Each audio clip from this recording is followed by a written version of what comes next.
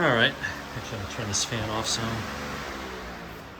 What we've got today is our last attempt to get this bike to work for me on longer trips.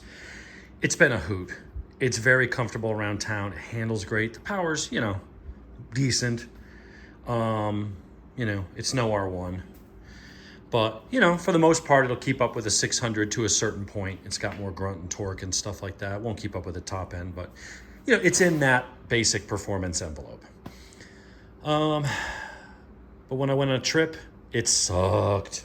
The seat has always been horrible. I think I've got the handlebars working for me, and we'll see if the seat changes any of that. What I did was, I can move that, don't need that. I moved the bars up to the forward position. My neck problem stems from having the handlebars too high and close to me. For some reason, that bothers my neck.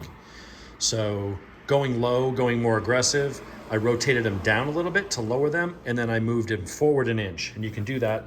It's kind of a pain, but it's easy, but it's hard to get to.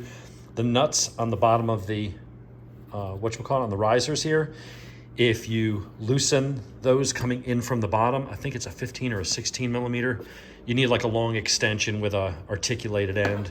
But once you do manage to get it on the nut, which is kind of like where my finger is up underneath, if you loosen that like one turn, and then remove these 4 bolts, lift this up, and then you can rotate those. And these risers have a 1/2 inch offset from the bolt.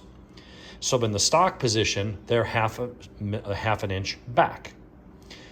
In the forward position, they're 1/2 inch forward. So the difference is 1 full inch, even though it's only a 1/2 inch offset, because you're going from 1/2 inch in one direction past center, you're rotating them 180 degrees, so now it's 1/2 inch in the opposite direction.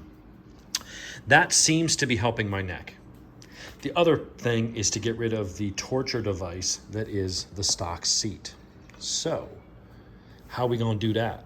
Well, by spending $600 frickin' dollars on a really nice Corbin seat. Now, stock seat is 2-piece, as well as being crap. And then you've got this nice 2-piece seat here. So that is going to, they said it uses all the same mounts, everything like that. You can use in the high and low position. So I'm gonna start in the high position.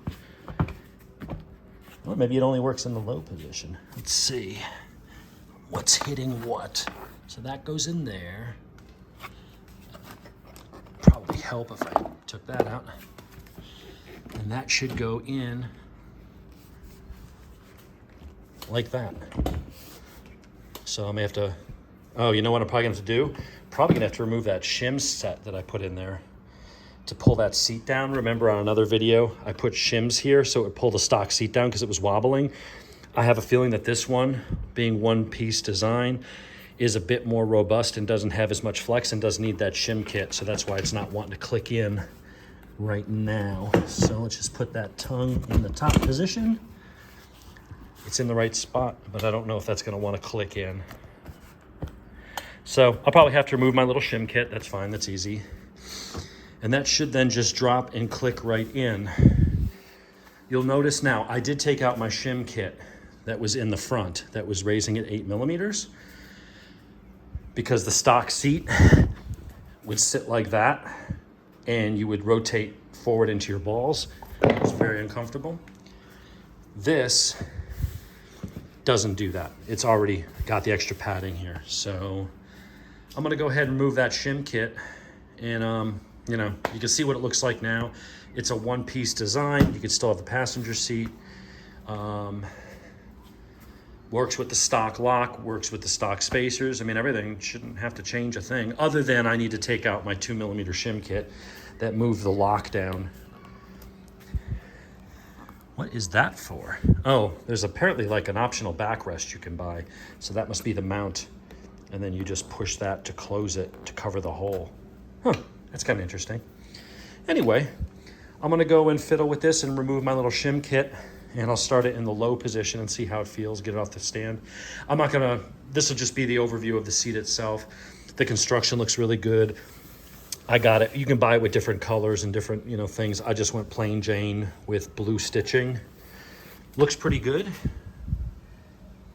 I think that hopefully will help. We'll find out. If not, I'm selling that separately to somebody as a brand new or almost new seat. See if I can get, you know, most of my money back, and I'm trading this in on a Hayabusa.